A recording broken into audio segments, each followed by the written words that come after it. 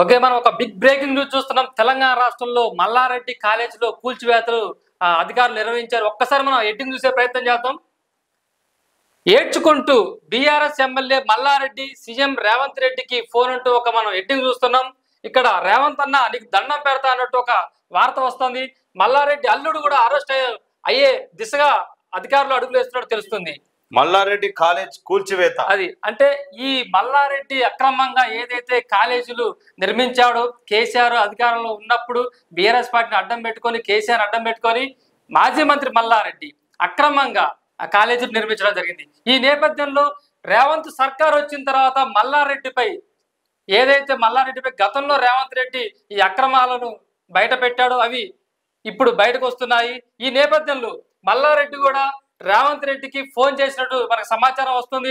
అన్నా నీకు దండం పెడతానని వదిలే అన్నట్టు అడుగులు ఆ దిశగా మల్లారెడ్డి వెళ్తున్నట్టు మనకు కనబడుతుంది. కానీ రేవంత్ రెడ్డి కూడా ఎటువంటి రియాక్షన్ లేదు.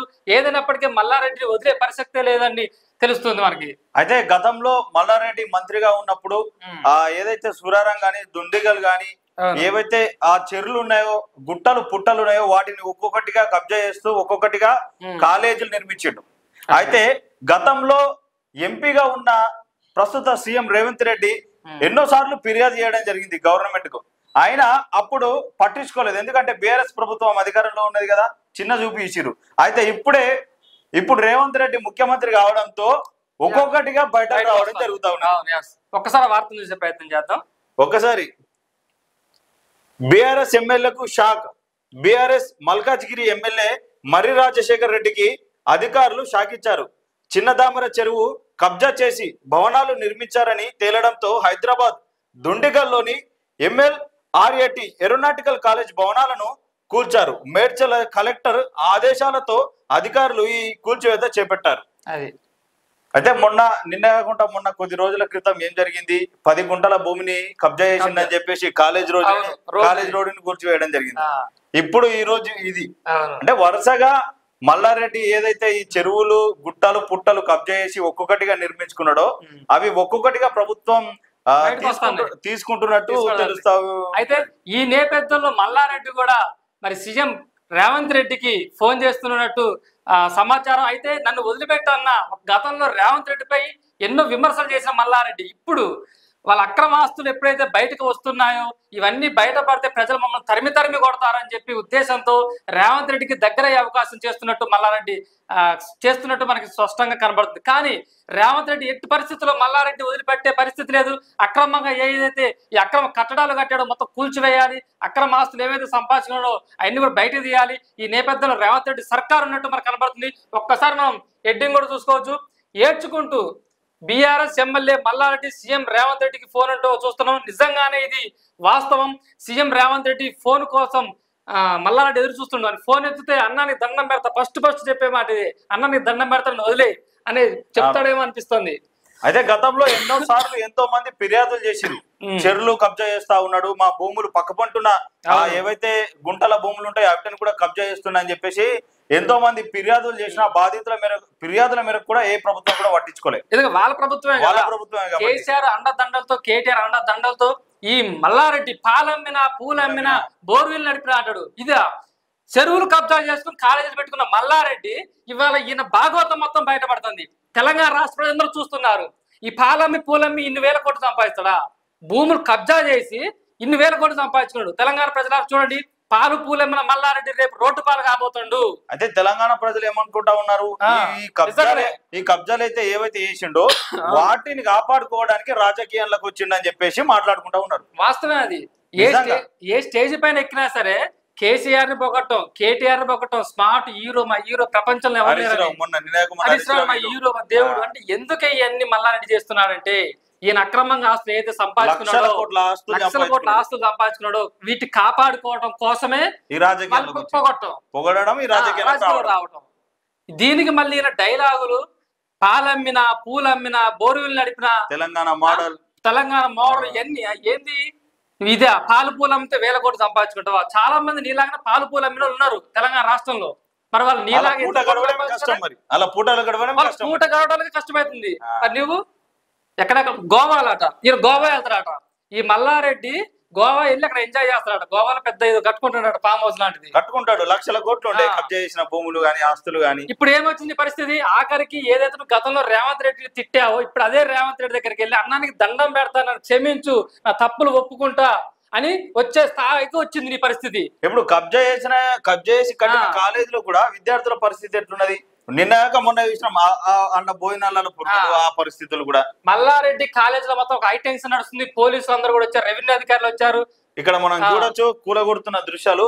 ఇక్కడ జేసీబీలతో ఇక్కడ కూలగొడతా ఉన్నారు.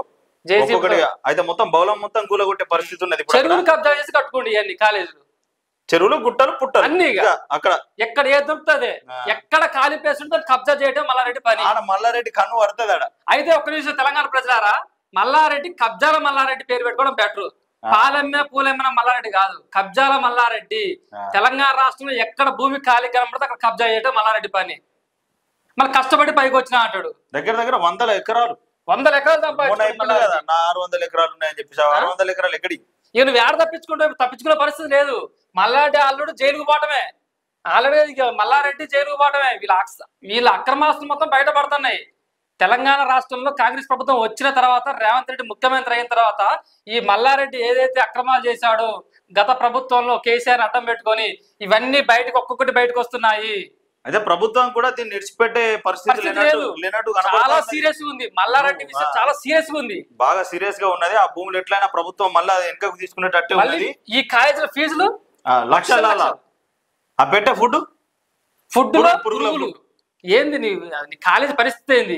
లక్షల ఫీజులు తీసుకుంటావు, ఫుడ్ విషయంలో ఆ పురుగులు రావటం. అయ్యా పెట్టేది నువ్వు తింటావా? ఫుడ్ తినడు, ఏడ తింటాడు. నిరసన కాడికి వెళ్ళి పారిపోయినట్టు కూడా అది. ఇప్పుడు కూడా కాలేజీలో ఎన్ని కూలగొడతా అంటే, వీళ్ళు మల్లారెడ్డి పోయే ప్రయత్నం చేస్తా అంటే ఆ పోయే ప్రయత్నం చేయబోయారట. ఎక్కడ వీళ్ళు అరెస్ట్ చేస్తారని చెప్పి వీళ్ళ అల్లుడు కూడా పారిపోయాడు తెలుస్తుంది. మరి రాజశేఖర్ రెడ్డి ఇక మల్లారెడ్డి దరిదాపులో లేడాట. కాలేజీలు కూలగొడతా అంటే, అక్రమంగా కట్టినటువంటి కాలేజీలు కూలగొడతా అంటే మల్లారెడ్డి దరిదాపులో లేడు. ఎందుకంటే ఆయనకు కూడా తెలుసు.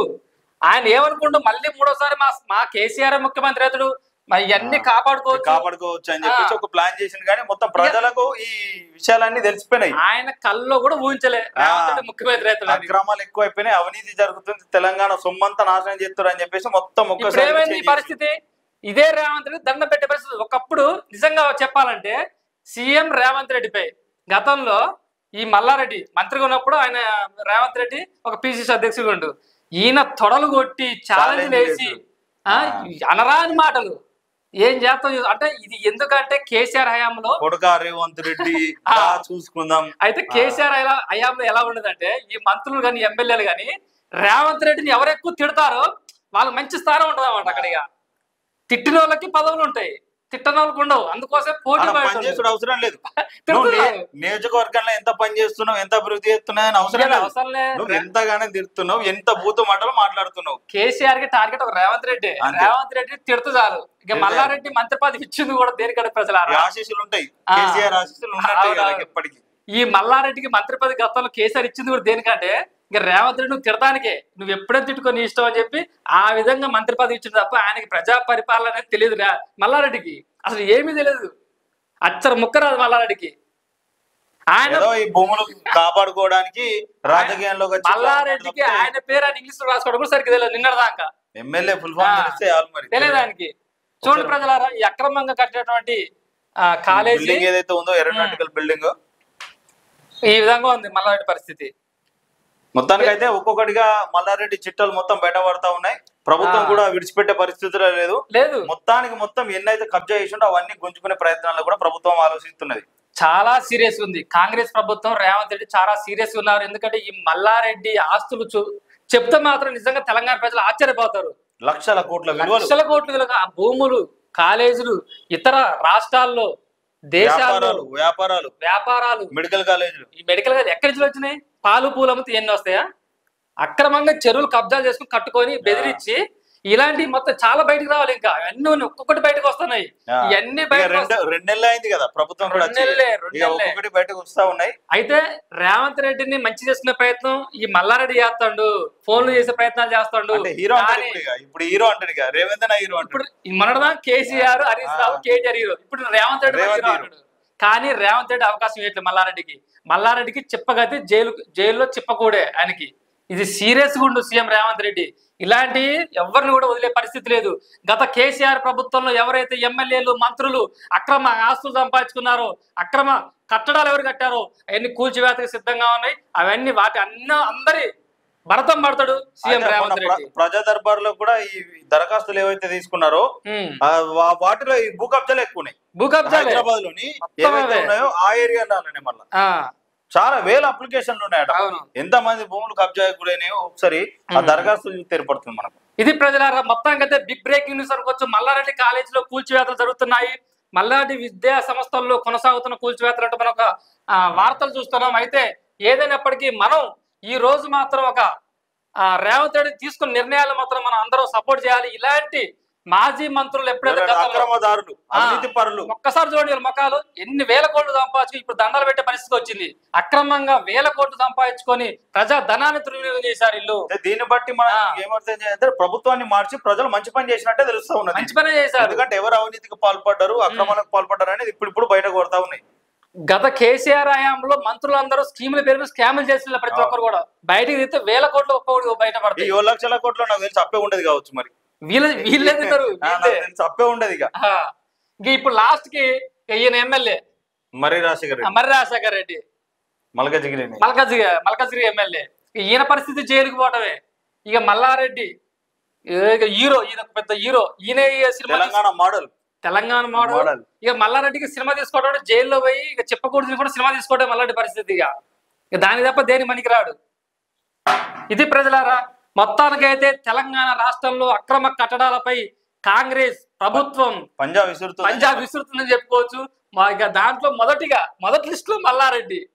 ఇక చాలా మంది ఉన్నారు ఇలాంటి వాళ్ళందరూ. ఇక వాళ్ళందరి జాతకాలు బయటకు వస్తున్నాయి. ఆ చిట్టా మొత్తం రేవంత్ రెడ్డి తెప్పించుకుంటాడు. ఒక్కో లిస్టు ఇక టిక్కు పెడతాడు. ఇక వాళ్ళందరినీ బయట తీస్తాడు. ఎవడే ఇలాంటి వాటికి సీఎం రేవంత్ రెడ్డి ఎటువంటి క్షమించేది లేదు.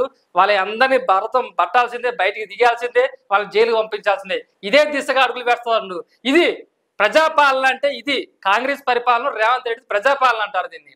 అంతేగాని ఇప్పుడు ఇదే హయాంలో కేసీఆర్ హయాంలో ఇలా జరిగి ఉంటే ఇక దండాలు పెట్టి ఫోన్ చేసి పెట్టి ఇక దానికి నీ మీదుగా ఎటువంటిగా ఏం ఇదే కాదు. ధరణిలో లక్షల భూములు వినాయట. అవి కూడా బయటకు వచ్చేది ఉన్నది. అవి బయటకు వస్తే అన్ని బయటకు వచ్చే అవకాశం ఉంది. ఇది ప్రజలారా చూస్తుండీ. ఏదైనప్పటికీ ఇప్పుడు ఒక బిగ్ బ్రేకింగ్ న్యూస్ అనుకోవచ్చు. ఇది మల్లారెడ్డి విద్యా సంస్థలపై మరి రెవెన్యూ అధికారులు చూస్తున్నట్టయితే అన్ని జేసీబీతో కూలగొట్టడం జరుగుతుంది. ఈ విజువల్స్ మొత్తం కూడా మీరు ఎక్సెల్ న్యూస్ బిగ్ స్క్రీన్ పై చూడొచ్చు. ఏ క్షణమైనా సరే అరెస్ట్ అయ్యే అవకాశం. మాజీ మంత్రి మల్లారెడ్డి అల్లుడు మరి రాజశేఖర్ రెడ్డి ఏ క్షణమైన అరెస్ట్ అయ్యే అవకాశాలు అయితే మనకు కనబడుతున్నాయి. ఈ మల్లారెడ్డి మాత్రం ఇక గోవా కూడా పారిపోయే ఉద్దేశం అయితే మనకు కనబడుతుంది. ఎందుకంటే గోవాలో గతంలో గోవాలో సెటిల్ అవుతా అంటూ చెప్పిన మల్లారెడ్డి ఇప్పుడు ఈ అక్రమాస్తులు బయట తీసిన నేపథ్యంలో మల్లారెడ్డి తెలంగాణ రాష్ట్రాన్ని వీడి గోవా పోయే పరిస్థితి. ఎప్పుడు ఏం జరుగుతుంది, ఎప్పుడు పోలీసులు వస్తారన్న భయంలో ఉన్నట్టు తెలుస్తా ఉన్నాయి.